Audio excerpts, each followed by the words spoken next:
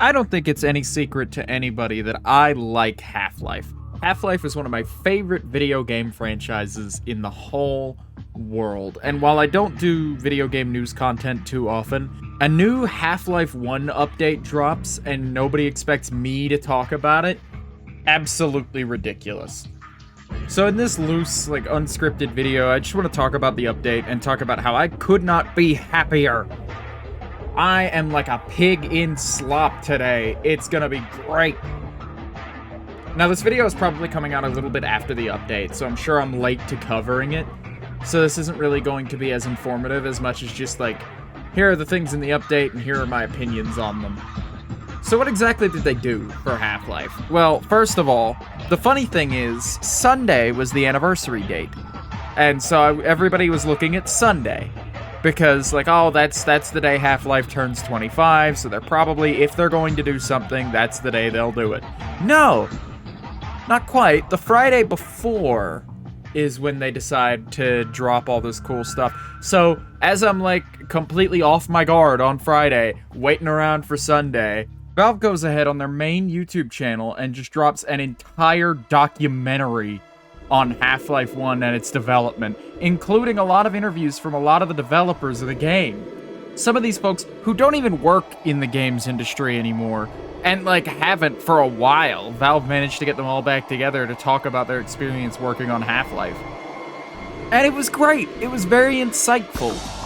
I mean, it covered a lot of stuff that we already knew, but it's cool to hear the actual developers talk about it, you know? It's cool to hear people who actually worked on the game and were there talk about, not only the game and how it came together, but also, the working environment and, their personal, thoughts about how the project was going at the time. Because, the way they talk about it, it was kind of aimless for the first, year or so. I'll let you watch the documentary, of course, and, hear their opinions. I totally recommend it. It was done by, I think, Secret Tapes is the name of the studio. I think they did a documentary on Half-Life, a year ago, through NoClip. That was really, really good, too. So it's funny that they've technically done 2 Half-Life documentaries now, and both of them about the first game. Either way, fantastic documentarians. I couldn't have asked for a better insight into what working on Half-Life 1 was like, because that's really what it is. Sure, you get a bunch of fun development facts about just oh, the beta of the game looked like this, and there's a lot of beta footage. I genuinely expected them to announce some sort of, showing off, beta map project after this, a playable beta for Half-Life or something, with the amount of, Half-Life unseen beta footage there was in that. But the real takeaway was just, what are the developers thinking in 1997 working on Half-Life? You know, what is the day-to-day morale like through the staff at Valve? And honestly, it's a very good look at that. And a lot of the developers are very tell-all about their experience. And even Gabe Newell gave some thoughts on what he thought of the team at the time. Only good things, of course. But, he gave some thoughts on just, some of these people come from, these backgrounds and that background. And I hired this guy for this because he was good at that, you know? And just, a lot of that stuff. Which you don't hear Gabe talk about a lot. Because even in the documentary, he makes a point of just, yeah, I don't look backward often. I'm a very forward-looking person. And pardon my Gabe Newell impression, but he's right. He does tend to look to the future, which is really exciting for the modern person wondering what's next for Valve, but it's less exciting for the Valve historians, you see. So it's cool to actually have that kind of wormed out of him and get him to talk about the early days at Valve, because that really interests me, the days when they were actually, for lack of a better way of putting it, actually putting out games on a semi-regular basis. But aside from the documentary, they did a few other things to, update the game and make it pretty much the definitive Half-Life experience now. They've modernized it in a bunch of ways. There's major stuff, they've brought back the original, title screen menu and, restored it to its former glory, so it's not just, a PNG with a menu on the side. Not only that, but, they did little things to modernize it, like UI scaling. So now the UI will scale instead of just being, the smallest thing in the corner of the screen. And it's actually, more, readable and visible. All the menus are again, scaled. And so, the settings menu doesn't require you to, lean forward to look at it at all. which might just have been a me problem now that I think about it, because I am, like, blind. But it's nice to have that, less so as an accessibility option, because it's good for that too, but more so just, like, it makes the game just look more put together, you know? It looks less like a game. So, for the last, like, few years now, I've kind of felt it a lot more, of just, like, they've kind of left Half-Life to rot for a while. Like, they just, like, every, like, Steam client update and, like, every, like, Windows update would, like, or OpenGL or DirectX update would just, like, break something else in an insanely tiny way that, like, isn't worth fixing just on its own. But over time, it built up to just, like, yeah, HD models are on, and the OpenGL software rendering for water doesn't really work properly anymore, and like, this is broken, and this, like, special, like, scripted sequence is busted. You know, just over time, things break. It's just what happens, you know? But it's cool to see them care and, like, patch it up, really. And I'm sure it'll start rotting again over time. But they like, kind of hinted that they were going to keep maintaining it over on the website, which is another thing they did. There is a special Half-Life 25th anniversary website, which, if I remember, I'll link it down below, but it's very findable. Wherein you can, like, see all, like, the change log, and, like, you even get some special art. They redid or re-rendered some of the renders from Half-Life 1 and then made new ones. Again, new Half-Life 1 content, so that, like, they could put them up on this website as, like, downloadable wallpapers, it seems. But I feel like I'm going to be using these assets a lot for things like thumbnails and whatnot. So I've snatched those up while they're available, and I recommend you do too. There's a nice little achievement thing in there. It's interesting. It's a fun little look, the website.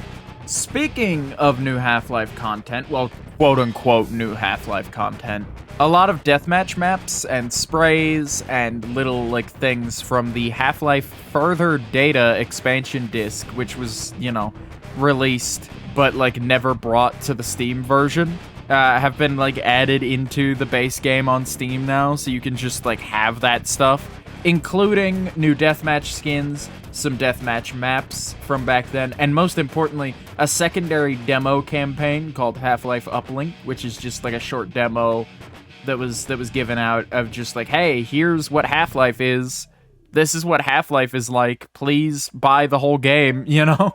And it's good. It's really good. It's a nice little thing. I've played Uplink before, of course, and it's not like it was lost to time. It was still, like, playable via, like, here's a mod that just, like, is Uplink, you know, that you can just patch into your game. But, like, now it's nice to, like, just have an Uplink button, you know, to be able to play that official content just right here on the Steam release without having to, like, go out of your way to, like, a ModDB page from a decade ago.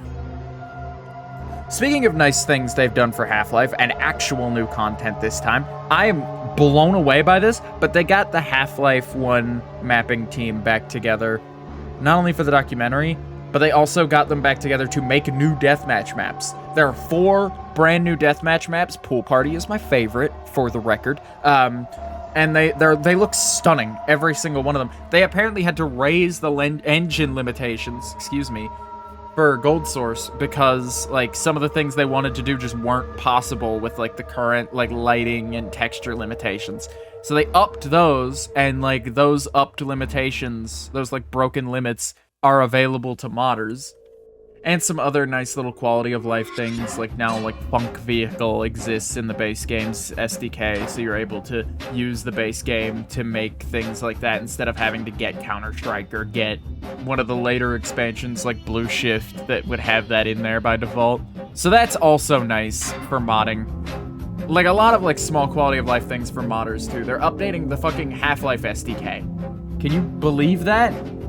Like, I'm still, like, widely in disbelief about a lot of this stuff.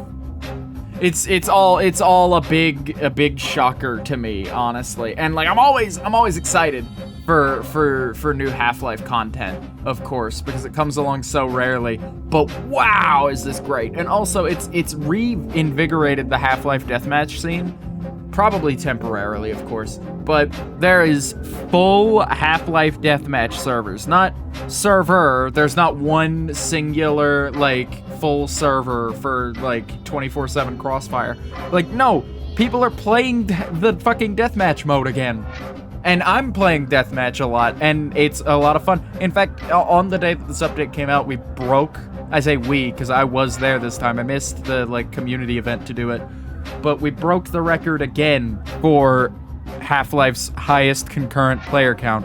Oh, speaking of things that are good for Half-Life players, another thing they did. They delisted Half-Life Source. It's not gone. If you still own it or, like, really look for it, you could still buy it, right? But it's no longer the first result when you type in Half-Life, which is good because I feared every time somebody would go, I'm playing Half-Life for the first time on the Half-Life subreddit or wherever, and it would be like a screenshot of Half-Life Source, because they don't know any better. They just saw an updated version of Half-Life in the Source engine. Sure, I'll play that. And then they get this, like, busted game and have to just, like, cope. And it sucks, because, like, what are you gonna do?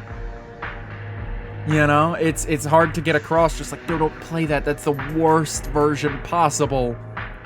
But anyway, those are all the things that were included in the new Half-Life update. I cannot believe that I'm saying new Half-Life update out loud. And, like, because, like, Half-Life gets little quality of life every now and again. Like, a small, like, hey, we broke it, we fixed it. You know, that's the whole changelog, is, like, fixed, like, X thing that broke with new Steam client update. And that's it. Just to, like, keep the game, like, bare minimum playable. But, like, there were patch notes. There is a website for the entire patch notes because there are so many patch notes. Well, not just that. It's a celebratory website. But, like, it's insane to me to see, like, Half-Life update queued and, like, a little patch notes button beside it to see what changed. Because, like, usually there's not enough for Steam to warrant a little patch notes button. Anyway, that's all the new stuff in the Half-Life update, and I am gonna get back to playing some Deathmatch again. So, I've been Voxel64, and I'll see you next month.